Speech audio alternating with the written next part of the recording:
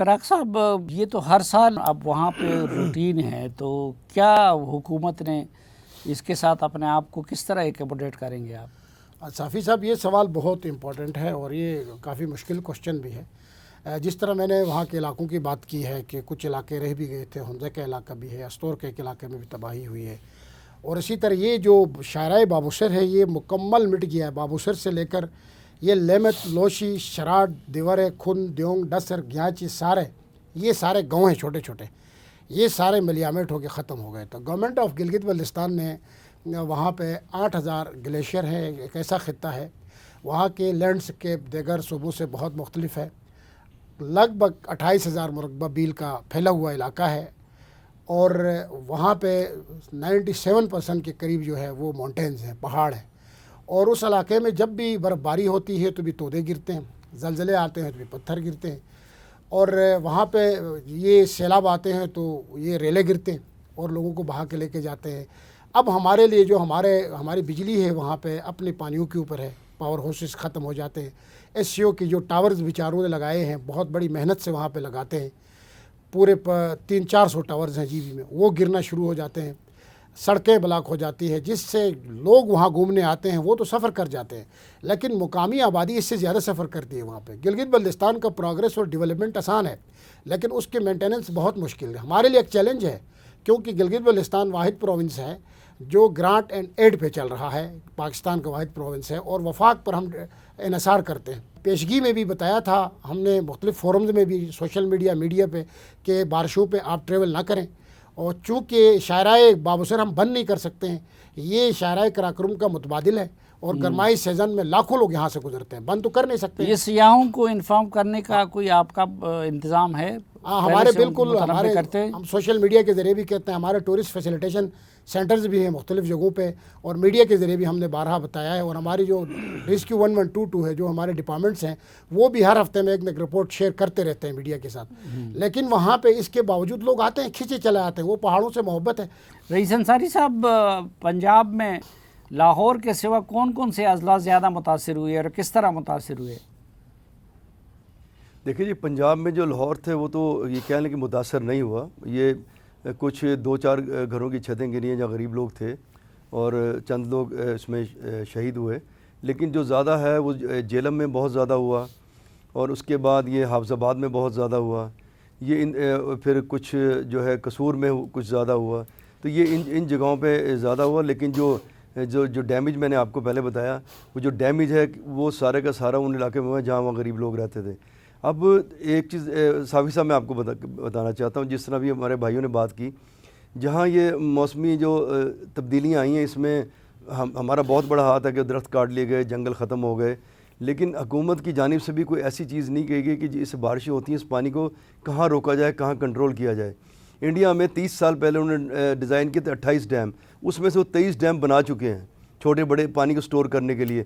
یہاں 30 سال میں انہوں نے ایک ڈیم نہیں بنایا، اربوں ڈالر کا پانی جو ہے وہ سمندر میں گر جاتا ہے۔ تو یہ ان کو سوچنا چاہیے کہ جب بارش آتی ہے کہاں کہاں ڈیم چھوٹے بن سکتے ہیں جو ہماری اس کے آبپاشی کے لیے کام آئیں گے، کھیتوں کے لیے کام آئیں گے، پانی کو روکنے کے کام آئیں گے۔ ماہرین زیادہ جانتے ہیں، کچھ ہمارے اس پہ سیمینار ہوا، لوگ بیٹھے، تو ہمیں ایسے چھوٹے چھوٹے ڈیم بنانے چاہیے جہاں سے پانی رک سکے، جہاں پانی روک لیں، پانی ہمارے کام آئے۔ تو اس میں اگر ضرورت سے زیادہ کچھ بارش ہو تو دوسری جو ہم نے آپ کو جو بات بتانا چاہ رہے ہیں کہ جہاں ڈیمیج ہوا، ہم نے زراعت کا شعبہ بڑا اہم ہے اس معاملے میں، ہم نے اس میں بات کی ان تو لوگوں نے کہا کہ دیکھیں زراعت جو ہے نا، بارشوں سے زراعت میں اتنی تباہی نہیں آتی، تھوڑا نقصان ہوتا ہے، تباہی آتی ہے فصلوں کی سیلاب سے، جب پانی موو کرتا ہے تیزی سے۔ تو انہوں نے کہا ہمیں جہاں پانی کی ضرورت کپاس میں تھی وہ پوری ہو گئی، ہمیں وہاں فائدہ ہوا، اور ابھی اندازہ لگا رہے ہیں کچھ فصلوں کا، اس لیے کہ لاہور میں پنجاب میں پانی بارش کا آیا، فلڈنگ ایریا نہیں ہوا، مطلب پانی ایک دوسرے سے ٹریول نہیں کیا، تو اس لیے کچھ نقصان ہوا لیکن زیادہ نہیں ہوا۔ ڈاکٹر اسرف صاحب، آپ کہہ رہے تھے نا کہ یہ اس کو قدرتی کہنا درست نہیں ہے، آپ نے ایک بڑی بات کہہ دی کہ یہ ہمارے اپنے ہاتھوں کی ہے، تو ہمارے اپنے ہاتھوں کی کیسے ہے یہ؟ دیکھیں، ویسٹ نے ترقی کی، ایمیشنز کی، 70% climate change is due to that emissions.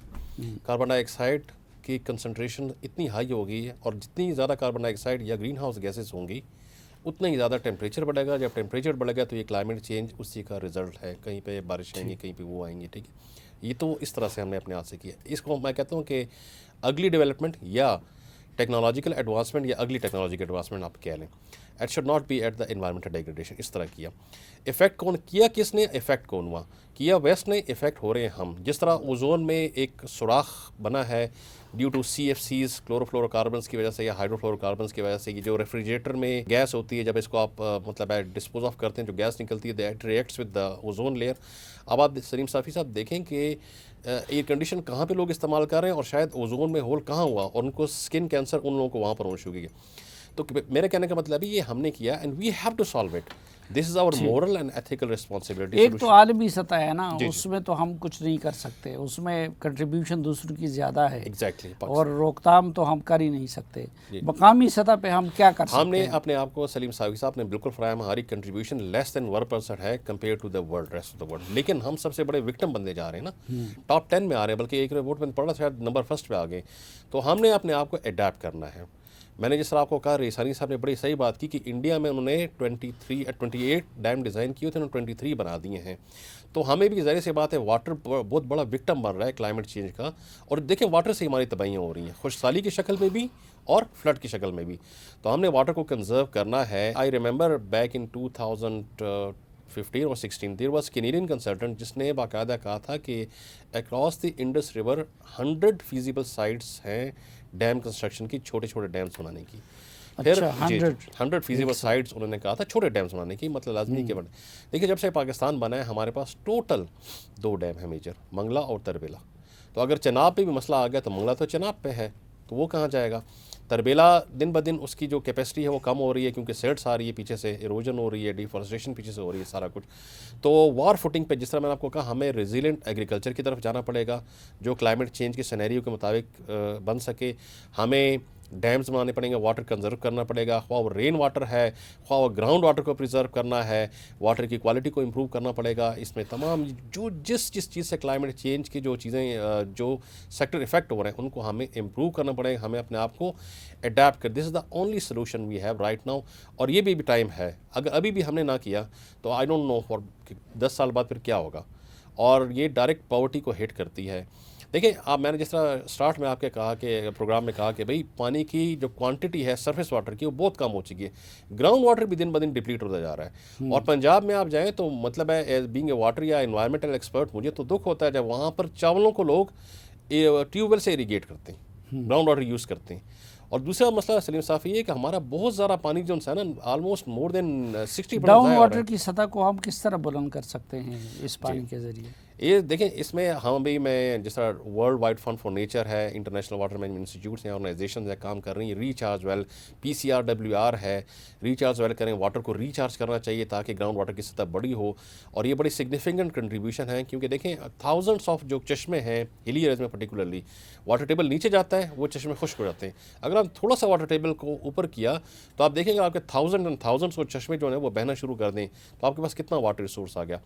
دوسرا درخت لگانا, درخت کے 3-4 فائدے ہیں, بلکہ زیادہ فائدے ہیں جو مین کلائمیٹ چینج میں ان کا رول ہے.